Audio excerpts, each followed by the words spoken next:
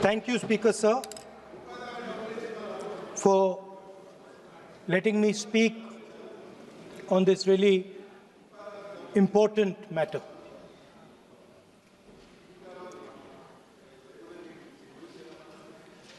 Speaker, sir, have you ever wondered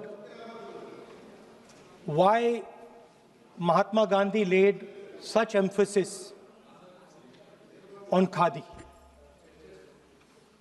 Why was it that he framed the entire Indian freedom struggle around the concept of khadi? And why is it that he only wore khadi? Because khadi is not just a cloth. Khadi is the expression of the people of India.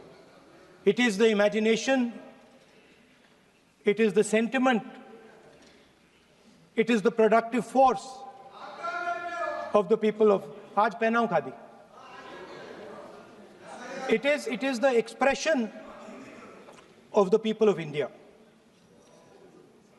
Speaker, sir, whichever state you go to, you will find different fabrics.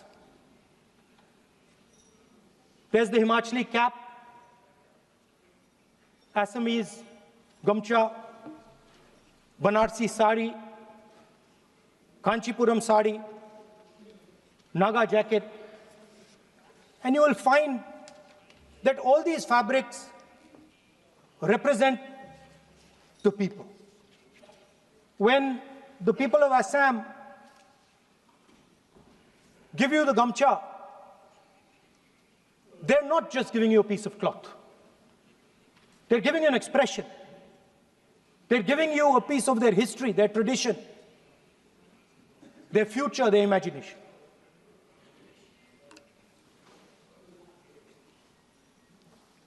It's the same when the Nagas wear that jacket. When they come and see us, they make us wear the jacket because they want us to be embraced by the fabric. But Speaker, sir, these fabrics are beautiful. But if you look slightly deeper and you look closely at the fabric, you will find that each one of them has thousands of little threads embracing each other. A Kanchipuram sari might have a golden thread, but the golden thread means nothing without the green thread or the yellow thread near it. The other thing to notice about the sari or any other fabric is that all the threads are equal. No one thread is superior to another thread. They all come together. The threads cannot protect you. The threads cannot keep you warm. But when they come together as a fabric, they can keep you warm, they can protect you, they can express what you have in the heart. Speaker, sir, in the same way, our nation is also a fabric. It's a fabric made up of 1.4 billion people, and the fabric is woven together by the vote. Let me repeat it. It is a fabric of 1.5 billion people, and it is woven together by the vote. Everything that we see, in fact, this house where I'm standing today, the Lok Sabha, Rajya Sabha, Vidhan Sabhas across the country, Panchayats across the country, none of them would exist if the vote did not exist. We talk with great pride about HAL, BHEL, ONGC, Tejas, Chandrayaan. We have a list of things we say. Not one of those would exist without the vote.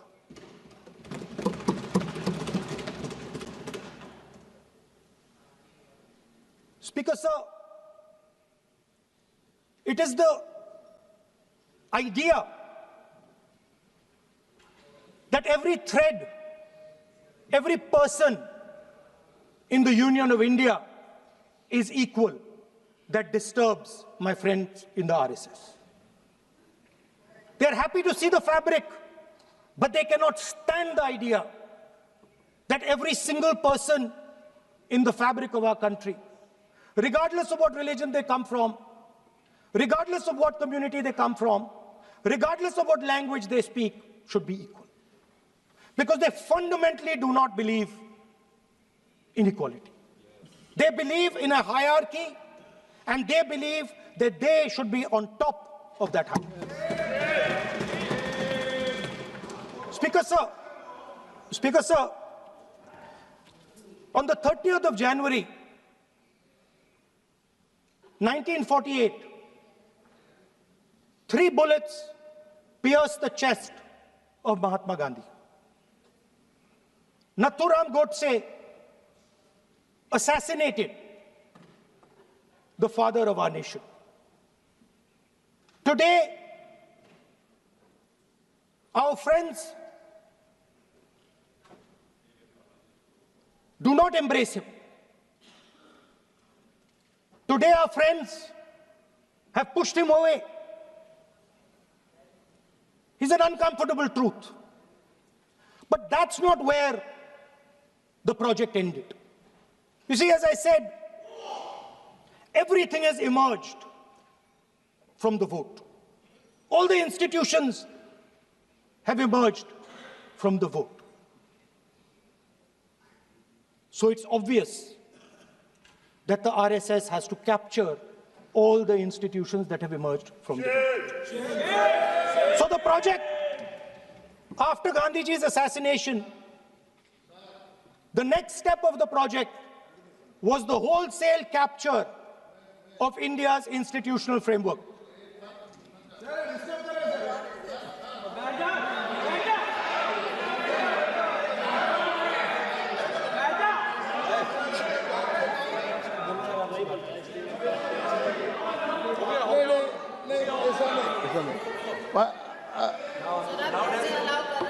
So what is this, sir? Sir, अभी नहीं पढ़ना होगा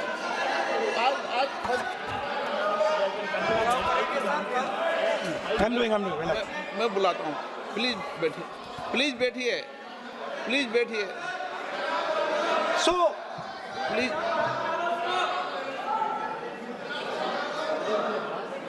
sir, आप बोले पर हाथ मत जोड़े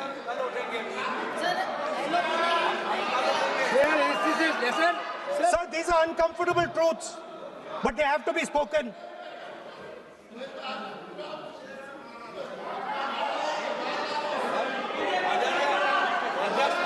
कितना खादी पैसे थे थोड़ा बता दे So these are uncomfortable truths, but they have to be spoken. My friends don't like the connections I'm making. They're disturbed by them. It's obvious. Speaker, sir, so after the father of the nation was assassinated, his vision of an equal India, of an India where institutions belong to the people, had to be destroyed. And so the process started, and the RSS attempted to capture one institution after the other.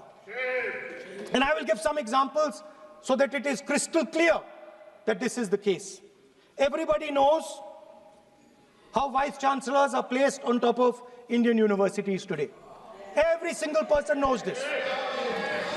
You go to any university, you speak to any youngster in India, he will tell you that it does not matter whether the professor has qualifications. It does not matter whether the professor has a scientific temperament. The only thing that matters is the professor belongs. माननीय सदस्य, एक minute, माननीय सदस्य, चुनाव सुधारों पर चर्चा हो रही है। सर ये मैं उसी पे कर रहा हूँ। आप किसी भी संगठन का नाम जो इस हाउस में उसका नाम ले लें। एलओपी है तो इसका मतलब ये नहीं है। एलओपी का मतलब नहीं है आप जनरल बात बोलो। आप राष्ट्रपति भाषण में बोलिए जनरल बात। सर हम लोग सुनना चाहते हैं। सर स्पीकर सर हम लोग सुनेंगे शांति से। हम लोग शांति से सुनना चाहते हैं और ये आप लोग सुनिए ना क्या कहना चाहते हैं। धमकी देंगे आप? हम लोग सुनने के लिए बैठा है। अभी तक नेता प्रतिपक्ष एक शब्द चुनाव सुधार पे अभी तक आया ही नहीं है। संसदीय कार्य मंत्री बोल रहे हैं। मैं स्पीकर का परमिशन से ही बोल रहा हूँ। हम सुनने के लिए बैठे हैं। अरे हम सुनने के लिए बैठे हैं। नेता प्रतिपक्ष चुनाव सुधार के लिए जो सुझाव देंगे सुनने के लिए तो हम बैठे हैं, लेकिन चुनाव सुधार को नहीं बोलते हुए कहा जो इस सदन से कोई वास्ता नहीं, जो संगठन उसका कहानी किसी और का बोलना ये कोई उचित नहीं है। समय बहुमूल्य है, समय का मर्यादा भी है। सबका सब यहाँ सुनने के लिए बैठे हैं और ये समय बहुत कीमती है, इसलिए हर एक पल अच्छा शब्दों का कोई अच्छा ज्ञान दे, सुझाव दे, सुनने के लिए हम लोग बैठे हैं। मेरा एक सीमित अनुरोध है नेता प्रतिपक्ष से, आप विषय पर ही रहिए।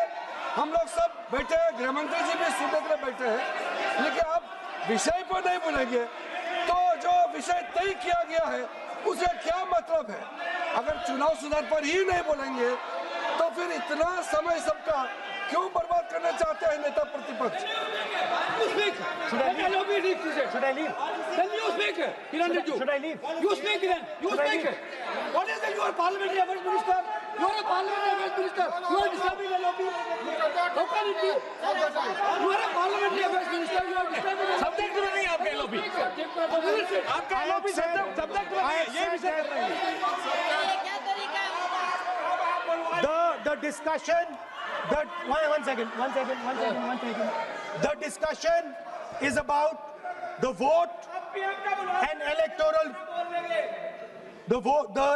The discussion is about the vote. एक मिनट सर मुझे बोलने नहीं दीजिए। एक मिनट एक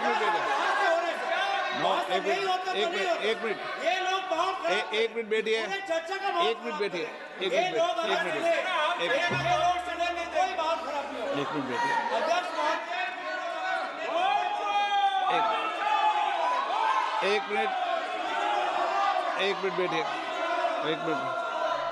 माननीय सदस्य मैं बैठे बैठे अनऑफिशियली बोल रहे हैं, उस विषय बोल रहे हैं। सदन की गरिमा को बनाए रखें, आसन को चुनौती देने का प्रयास मत करिए, ये ठीक नहीं है। Speaker sir, I want to make it very clear. Please. Speaker sir, I want to make it very clear. The discussion is about votes. The discussion is about the stealing of votes. The discussion is about the SIR, and I am framing my discussion about votes. Yes. And what is happening here is patently unfair. I am not being allowed to speak. I am being disturbed, and I put my protest here. I have done absolutely nothing wrong. I am talking about the subject. In order to capture the vote, you have to capture institutions. I am saying that institutions of India are captured, and I will come to the point, which is Election Commission is captured. So, the project of the RSS was to capture the institutional framework of the country, and I said how the education system has been captured. Vice Chancellor after Vice Chancellor after Vice Chancellor is placed not on merit, not on capability, not on scientific temper, but on the fact that he belongs to a particular organization. Second capture, which helps in destroying democracy, the capture of the intelligence agencies. We have the Home Minister sitting here, the capture of the CBI, of the ED, of the Income Tax Department. And the systematic placement of bureaucrats who favor their ideology and attack the opposition and anybody who chooses to oppose the RSS. That is the second institutional capture. And the third there are many more. I can go on. And the third institutional capture. Yes. What is this?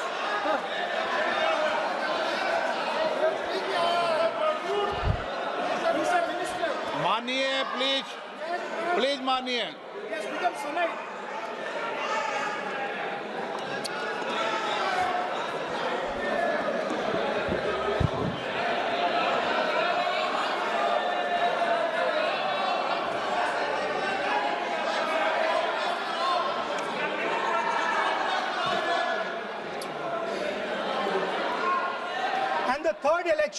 The third capture of the institution that directly controls the election system of our country, the Election Commission. Now, I'm not saying this without proof. I have put forth adequate proof about how the Election Commission is colluding with those in power to shape the elections. But I want to ask three questions first, which will make it very clear that the BJP is directing and using the Election Commission to damage India's democracy. The first question, why is it that the CJI was removed from the selection panel of the Election Commissioner? What motivation could there be to remove the CJI? Do we not believe in the CJI? Of course we believe in the CJI. Why is he not in that room? I sit in that room. It is so-called a democratic decision. On one side, Prime Minister Narendra Modi and Mr. Amit Shah. On the other side, the leader of the opposition. I have no voice in that room. What they decide is what happens. So the first question, why is the Prime Minister and Amit Shah so keen on choosing exactly who the Election Commissioner is going to be? Second question, and even more devastating question, no Prime Minister has done this in the history of India. In December 2023, this government changed the law. They changed the law to make sure that no election commissioner could be punished for any action they take while they are election commissioner. Yes. Immunity. Why would the Prime Minister and Home Minister give this gift of immunity to the election commissioner? Why would they need to give this tremendous gift that no Prime Minister has given ever before to the election commissioner? Yes. Mr. Shah is looking into the ceiling. Maybe he will answer this question when he speaks. And finally, why was the law with regards to CCTVs and the data that they contain changed? Why was a law put in place that allows the Election Commission to destroy CCTV footage 45 days after the election? What is the need? The answer given is it is a question of data. It is not a question of data.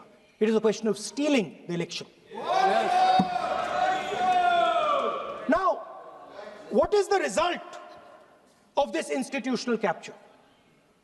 What is the result of controlling the Chief Election Commissioner and the Election Commission?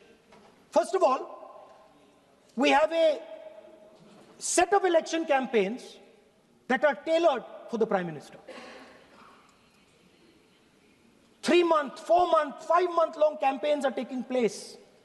so that the Prime Minister's schedule can be fitted in to the program. Second, we have a Brazilian woman who appears 22 times on the voter list of Haryana. Please. No. 22 times this lady appears. एक minute please एक minute. आप नेता प्रतिपक्ष है, मैं इस तरीके से सदन की कार्रवाई नहीं चलने दूंगा। ये सदन है, सदन की गरिमा को बनाए रखें। आप सदन की गरिमा से बोलेंगे तो ठीक, नहीं जैसे सदन नहीं चलेगा। नो, गलत तरीका है आपका, नहीं होगा। आप ले रहिए, आप ले रहिए। नहीं, माननीय प्रतिपक्ष के नेता, आप पहले अपने सदस्यों को समझाइए। नहीं चलेगा, नहीं, ठीक नहीं है। नो, नहीं, बिल्कुल नहीं चलेगा। अगर आप सर माननीय प्रतिपक्ष के नेता, आप अपने सदस्यों को गरिमा समझाइए। सर, बट ये तरीका आप इतने सालों तक यहाँ पर हैं, ये तरीका उचित है क्या? सर, विरोध का तरीका होता है, लेकिन ये उचित तरीका नहीं है। तरीका इधर भी हो। नो, उधर का तरीका क्या है सर? नो, सबका तरीका उधर से होगा, उधर से भी बोलेंगे, इधर से बोलेंगे, सब जगह से बोलेंगे। Speaker sir, I don't agree with the showing of photographs here, but it is a reflection of our democratic structure. This is what is happening in our democracy, that you're not allowing us to show. This Brazilian woman has appeared 22 times on the voter list in Haryana. And not only that, there is one woman whose name has appeared 200 times, more than 200 times in one booth in Haryana. And it is very clear, and I have proven without doubt, that the election of Haryana was stolen. And the theft was ensured by the Election Commission of India. I've said it again and again and again. Now, nowhere has the Election Commission answered my questions. The Election Commission has not told me why this lady's picture has appeared on the polling list. They have not told me why lakhs and lakhs of duplicate voters are existing. They have not told me why a BJP leader is coming from Uttar Pradesh to vote in Haryana.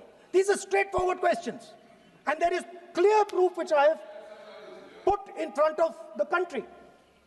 Right? But the Election Commission has no answer to these questions. And that is the result of the complete capture of the Election Commission by the people across the aisle. By the way, you're talking about SIR in Bihar. Let me say something about SIR in Bihar.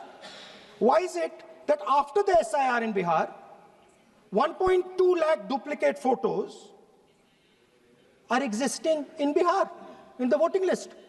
If you've cleaned up the voting list, why are there 1.2 lakh duplicates in Bihar? And we've not just proven this about Haryana. We have proven this in Karnataka, we have proven this in Maharashtra, and I'm absolutely certain this is how you're winning elections in Madhya Pradesh, in Uttar Pradesh, in Bihar, across the country. Now, so what I'm putting on the table is, it is very clear that you've captured the institution. I've shown the mechanism of that capture. I'm also showing you how the Election Commission is doing things that are completely out of line. I'm not getting any answers. Right? So now, let us come to how, when we're talking about electoral reform. Electoral reform is very simple. The point is, nobody wants to do it. The government doesn't want to do it. What does electoral reform require? What we've been saying. Number one, give machine-readable voter lists to all political parties 1 month before the election. That's the first step. The second step is take back the law that allows the destruction of CCTV footage. Very simple, not difficult. While you're doing that, also tell us what is the architecture of the EVM. Give us access to the EVM. Let our experts go and see what is inside the EVM. Till today, we have not had access to the EVM. We are not shown the architecture of the EVM. We're not physically allowed to go and see an EVM. Give us the architecture. Give us access to the EVM. And finally, please change the law that allows the election commissioner to get away with whatever he wants to do. That's all the electoral reforms you need. And I want to assure the election commissioner that they might be under the impression that this law lets them get away with it. Let me remind them, don't worry, we are going to change the law, and we are going to change it retroactively, and we are going to come and find you. Right? So this is the situation that the country is faced with. You know, everybody says to us, India is the biggest democracy. Actually, I was thinking today, we're not just the biggest democracy, we're the greatest democracy. And I'm not saying it just like that. I'm saying it, America calls itself the oldest democracy. But the democracy that weaves together the largest number of people, the largest diversity of people, the largest number of languages, the largest number of states is this. And so our most powerful asset, the thing that stitches together the entire concept of modern India, stitches together the fabric of modern India, brings people together, allows them to build this great nation, is being attacked by these people. They're destroying it. You know they're destroying it, I know they're destroying it, and they know they're destroying it. And I'd like to conclude by saying that the biggest anti-national act you can do is vote chori. There is no bigger anti-national act that you can do than vote chori. Because when you destroy the vote, you destroy the fabric of this country. You destroy modern India, you destroy the idea of India. So I'd like to conclude by saying vote chori is an anti-national act, and those across the aisle are doing an anti-national act. Thank you.